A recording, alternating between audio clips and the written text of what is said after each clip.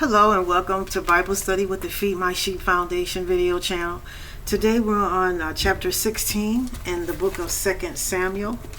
And I'm going to go ahead and get started with it here. It says, when David was a little past the top of the hill, behold, Ziba, the servant of Mephibosheth, met him with a couple of asses saddled, and upon them 200 loaves of bread, 100 bunches of raisins, and 100 summer fruits, and a bottle of wine.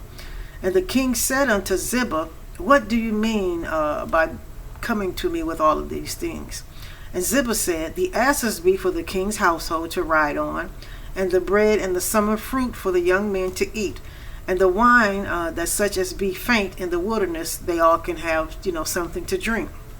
The king said, And where is thy master's son? And Ziba said unto the king, Behold, he is abiding at Jerusalem. For he said, Today shall the house of Israel restore to me the kingdom of my father.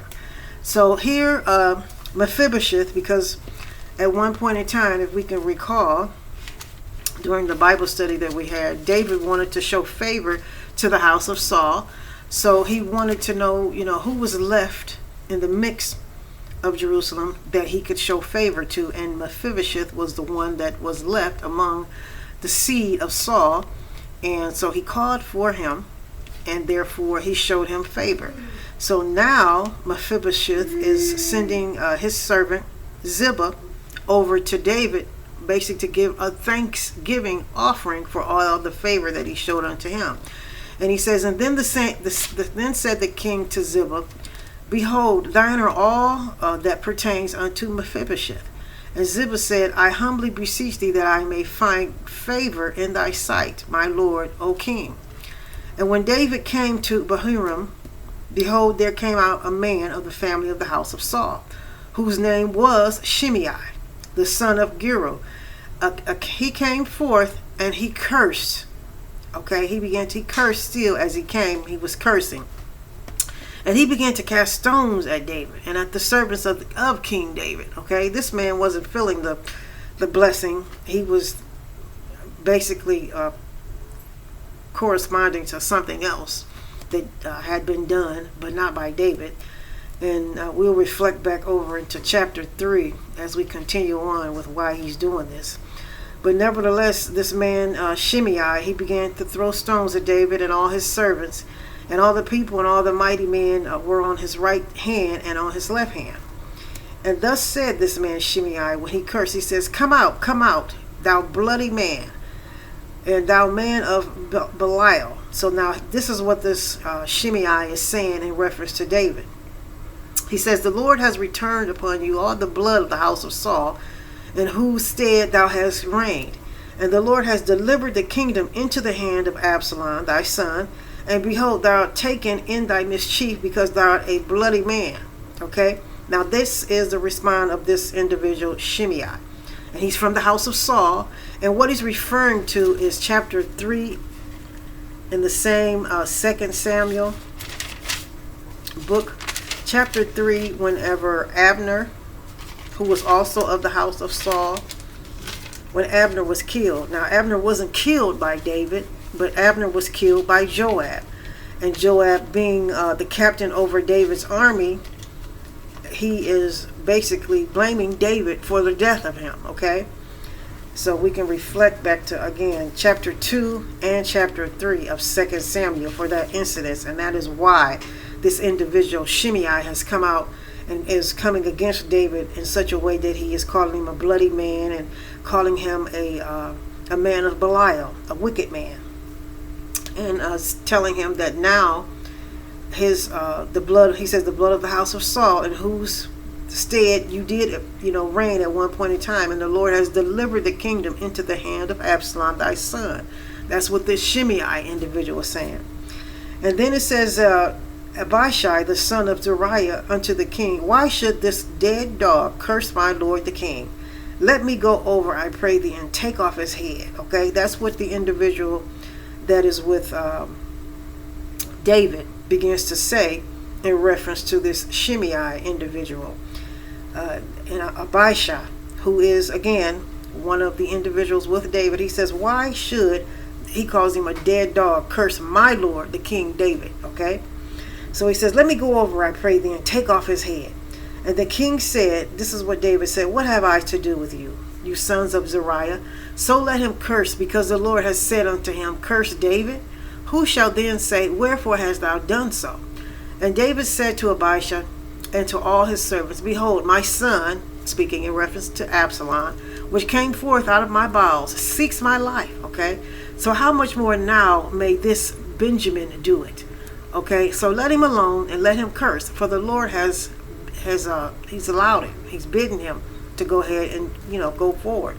So it may be that the Lord will look on mine affliction, and that the Lord will requite me good for his cursing this day. He's saying that the Lord will avenge me for all this that he is saying unto me, and the fact that his own son Absalom has basically sent him after David. Now that's what David he's saying. But nevertheless, that is not what is taking place. This individual is seeking vengeance because of, again, the house of Saul and what happened to Abner. And so David goes on to say, it may be, in verse 12, that the Lord will look on my affliction, and that the Lord he'll forgive me requite me good for his cursing this day, okay? And basically vindicate David because this man is cursing him. And as David and his men went by the way, Shimei went along on the hills on the side over against him, and cursed him as he went, and threw stones at him, and cast dust. Okay, so this man continued to follow after David, and he continued to curse David and throw stones at him. And the king and all the people that were with him, they came weary and refreshed themselves there. And now Absalom and all the people and the men of Israel, they came to Jerusalem, and Ahithophel with him. Okay, the counselor came along. David's counselor came along also. And it came to pass when Hushai and Archite, David's friend, they came unto Absalom, that Hushai said unto Absalom, God save the king. God save the king. Long live the king. And Absalom said to Hushai, is this thy kindness to thy friend? Why wentest thou not with thy friend? And Hushai said unto Absalom, no, but whom the Lord and this people and all the men of Israel choose, this will I be, and with him will I abide. So, and again, whom should I serve? Should I not serve in the presence of his son, as I have served in thy father's presence? So will I be in thy presence. Now that's what this individual Hushai is saying to Absalom, because he has once served with David. So now he's saying, okay, so can I also serve with you, Absalom?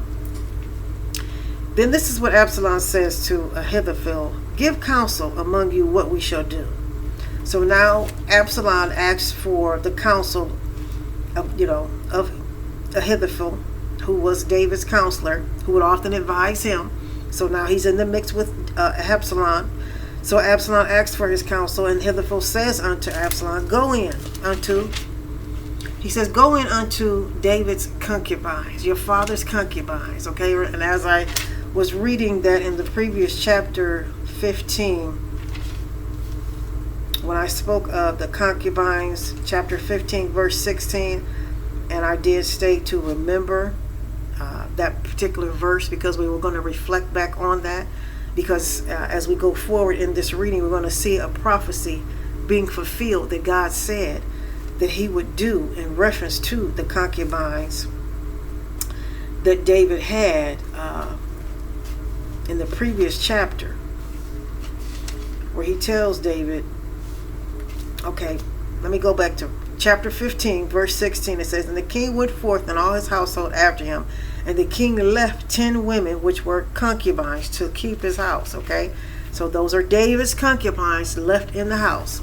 So now we have Ahithophel, who is the previous advisor, counselor of David. Now he's the counselor of Absalom, who's in, unfortunately, him and his father David, they are not walking together. They're in opposition against one another because of the incident with the brother Amnon. So now Ahithophel, the counselor, is telling the son Absalom to go in unto his father's concubines. Okay, so in chapter 16 he says, go in unto thy father's concubines, which he has left to keep the house. and all Israel shall hear that thou art abhorred of thy father. And then shall the hands of all that are with you be strong. So they spread Absalom a tent upon the top of the house, and Absalom went in unto his father's concubines in his sight of all Israel. And the counsel of Ahithophel, which he counseled in those days, was as if a man had inquired at the oracle of God. And so was all the counsel of Ahithophel, both with David and with Absalom.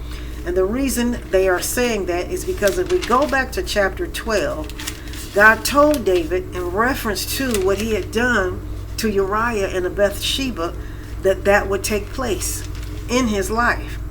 And we can reflect back on that in chapter 12 of 2 Samuel, verses, let's go back to chapter 12. And I'm going to start with verse 9. Now, this is after David has done what he's killed Uriah. He's been with Bathsheba, and she's with child. So verse 9 says, Wherefore hast thou despised the commandment of the Lord, to do evil in his sight? For thou hast killed Uriah the Hittite with the sword, and hast taken his wife to be thy wife, and hast slain him with the sword of the children of Ammon. So now, therefore, the sword shall never depart from your house, because thou hast despised me, and hast taken the wife of Uriah the Hittite to be your wife.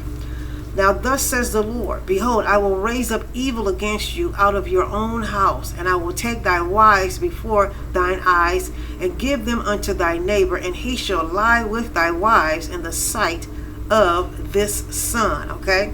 For thou didst it secretly, but I will do this thing before all Israel and before the sun.